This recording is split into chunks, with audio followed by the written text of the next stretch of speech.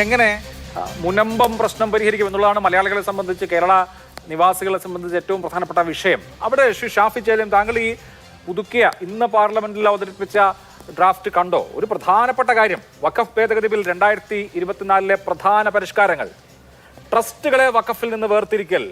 ഏതെങ്കിലും നിയമപ്രകാരം മുസ്ലിങ്ങൾ രൂപീകരിച്ച ട്രസ്റ്റുകൾ ഇനി വഖഫായി കണക്കാക്കില്ല. ഇത് ട്രസ്റ്റുകൾക്ക് മേൽ പൂർണ്ണ നിയന്ത്രണം ഉറപ്പാക്കുന്നു. അപ്പൊ നോക്കൂ, മുനമ്പത്ത് സേട്ട് വഖഫ് ചെയ്ത ഭൂമി ഒരു ട്രസ്റ്റിനാണ്, ഫറൂഖ് കോളേജ് നടത്തുന്ന ട്രസ്റ്റിനാണ് കൊടുത്തിരിക്കുന്നത്. അപ്പോൾ ട്രസ്റ്റിനെ വഖഫിൽ നിന്ന് വേർപ്പെടുത്തിയാൽ ആ പ്രശ്നം പരിഹരിക്കപ്പെടും. അപ്പോൾ ഈ വഖഫ് നിയമം കൊണ്ട്, വഖഫ് ഭേദഗതി കൊണ്ട് മുനമ്പം പ്രശ്നം പരിഹരിക്കപ്പെടുമോ എന്ന് ചോദിച്ചാൽ, മുനമ്പം പ്രശ്നം പരിഹരിക്കാനുള്ള കീ ഇതിനകത്തുണ്ട്.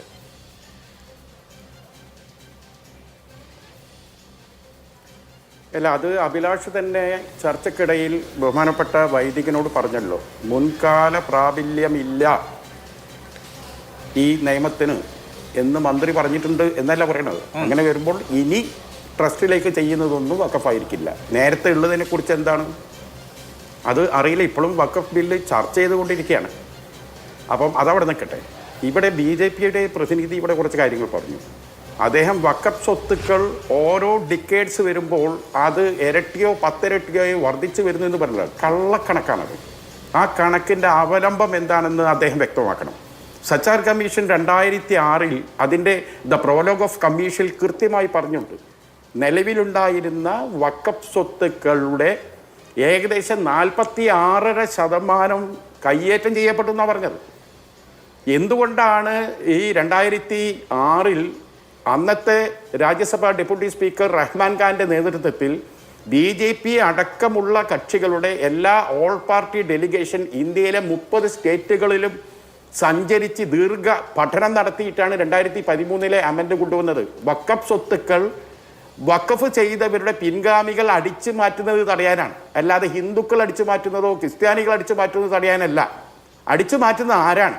വഖഫ് സ്വത്ത് മുഴുവൻ അടിച്ചു മാറ്റുന്നത് വഖഫ് സ്വത്തിൻ്റെ പിന്തുണാവകാശികൾ എന്ന് പറയുന്ന ആളുകൾ വഖഫ് ബോർഡിലെ രാഷ്ട്രീയ സ്വാധീനം ഉപയോഗിച്ചുകൊണ്ട് വഖഫ് ബോർഡ് അടക്കം ഇതിൽ കക്ഷിയെന്നാണ് സച്ചാർ പറഞ്ഞത്. അതിൻ്റെ അടിസ്ഥാനത്തിലാണ് ഉണ്ടായത്. പിന്നെ ഇവിടെ ഒന്ന് മനസ്സിലാക്കേണ്ടത്, ഈ BJPയുടെ പ്രതിനിധി ഇവിടെ പറഞ്ഞല്ലോ, ഈ ആക്ട് 40ൻ്റെ ഒരു പ്രാധാന്യം. വഖഫ് ഒരു ഭൂമി വഖഫാണെന്ന് തോന്നിക്കഴിഞ്ഞാൽ അത് വഖഫായി. തെറ്റാണ് സുഹൃത്ത്, അങ്ങ് ഒരു അഭിഭാഷകൻ കൂടിയല്ലേ. എന്താണ് ഈ ആക്ട് 40 കൊടുക്കുന്ന അധികാരം? എന്താണ്? ഒരൊറ്റ അധികാരമാണ്.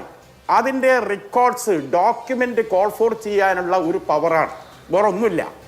അത്തരം നിയമപരമായ ഒരു പവർ. ഇപ്പം ഞാനോ അഭിലാഷോ അവിടെ ഇരിക്കുന്ന നമ്മുടെ പാനലിസ്റ്റിനോട് നിങ്ങളുടെ ഭൂമി നിങ്ങളുടേതാണെന്ന് തെളിയിക്കുന്ന രേഖയുമായി ഞങ്ങളുടെ ഓഫീസിൽ വരണം എന്ന് പറഞ്ഞ് ഞാനോ അഭിലാഷോ ഒരു ഉത്തരവാണ് കൊടുത്താൽ നമുക്കതിൻ്റെ രേഖകൾ അവർ കൊണ്ടുവരണമെന്നുണ്ടോ? ഇല്ല. അപ്പോൾ വഖഫ് ബോർഡ് ഒരു ഉത്തരവിട്ട് കഴിഞ്ഞാൽ ഒരു വഖഫ് ഭൂമിക്ക് മേലെ നേരത്തെ വഖഫായിരുന്നു, അത് ഇന്ന ആൾ കയ്യേറിയതാന്ന് പറഞ്ഞ് ഒരു പരാതി കിട്ടിയാൽ, ചുമ്മാ അങ്ങോട്ട് കയറി പോകാൻ പറ്റില്ല. പരാതി കിട്ടിയാൽ വഖഫ് ബോർഡ് എന്ത് ചെയ്യണം? ഒരു നോട്ടീസ് ഇഷ്യൂ ചെയ്യാനുള്ള അധികാരം കൊടുത്തു. എന്തിനാണ്? ആ ഉടമസ്ഥാവകാശം തെളിയിക്കുന്ന രേഖകളുമായി വരാൻ വേണ്ടി.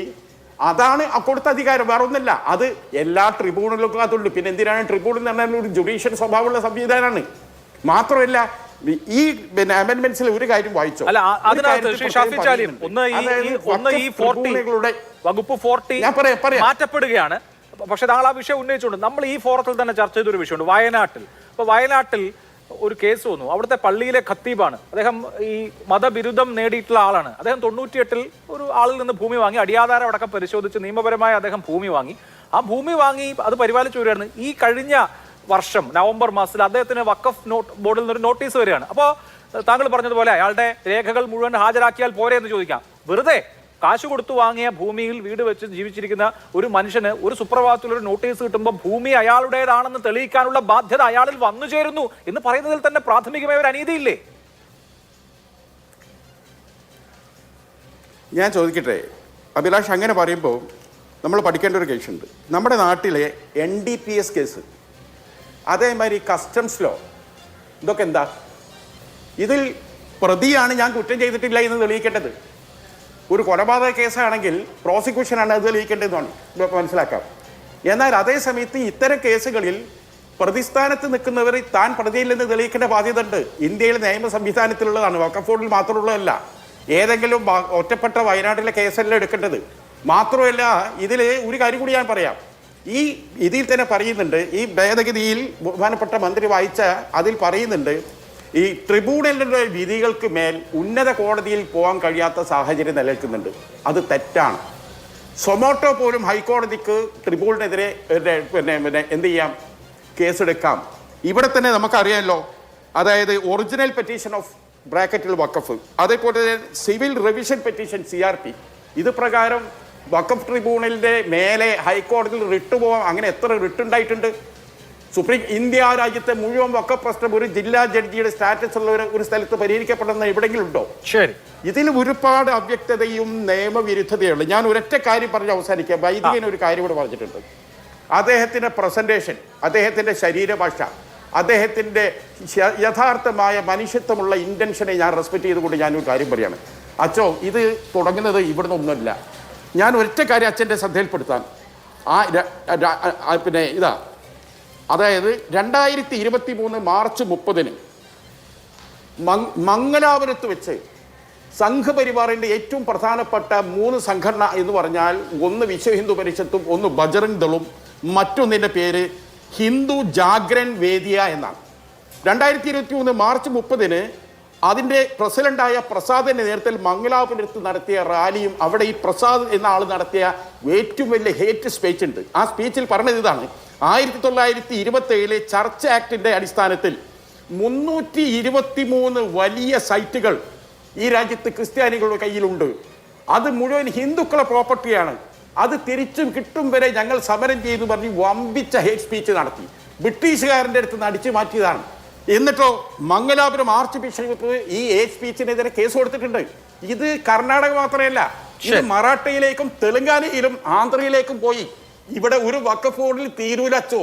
ഇത് പോകാൻ പോകുന്നത് എവിടേക്കാണോ? ഇവിടുത്തെ മതന്യൂനപക്ഷങ്ങളെ മുഴുവനുമാണ്. വിചാരധാരയിലെ ഒന്നാമത്തത് മുസ്ലിം ആണെങ്കിൽ രണ്ടാമത്തത് ക്രിസ്ത്യാനിയാണ്. ഇവിടെ ക്രിസ്ത്യൻ മുസ്ലിം വിഭജനമുണ്ടാക്കി നേട്ടം കൊയ്യാനുള്ള ശ്രമമാണ്. മുനമ്പത്തത് മനുഷ്യരുടെ പ്രശ്നമാണ്. ഏതറ്റവും മുനമ്പം പ്രശ്നം പരിഹരിക്കാൻ ഒറ്റ മിനിറ്റ് തീർക്കാൻ തയ്യാറാണ്.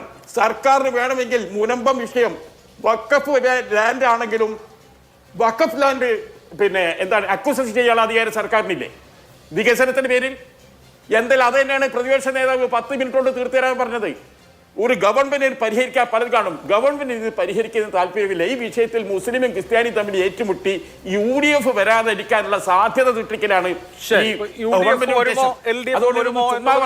മുൻപത്തെ വിഷയം. UDF വന്നാൽ പരിഹരിക്കും. അത് മനുഷ്യരുടെ വിഷയമാണ്. ഞാൻ